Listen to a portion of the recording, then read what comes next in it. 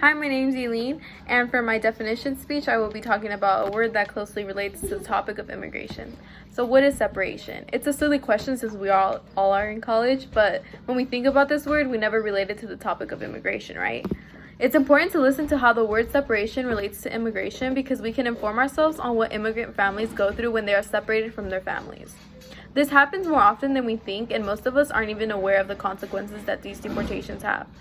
Most of us don't relate the word separation with immigration, but they are both closely related, and that is the result of deportation of parents and kids.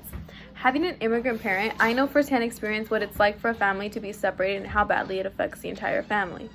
I will be explaining the relationship between the word separation and the topic of immigration.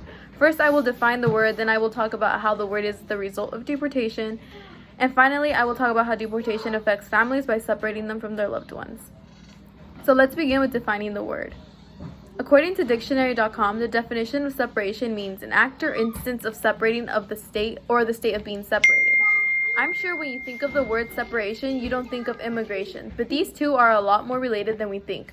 When deportations occur, families are forced to be separated and they have to live like this until things are fixed, but until then they need to be separated from each other and deal with the emotional consequences separation leaves with them. I chose to define this word to relate it to my topic about immigration because I have been through the unfortunate event of having a parent deported and separated from us for years. Every time I think of the word separation, my mind replays the things my family and I had to face during the time we were separated.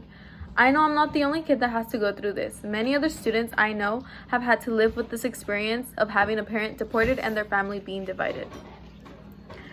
In American media, they state how much suffering and outrage it will take to change the terms of immigration debate. The recent tragic stories of families separating at border, an inhumane and unnecessary method of deterrence. This shows how the community isn't the only one that's aware of the relation between immigration and separation.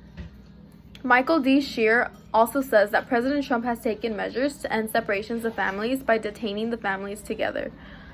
But what about those families whose kids are U.S. born?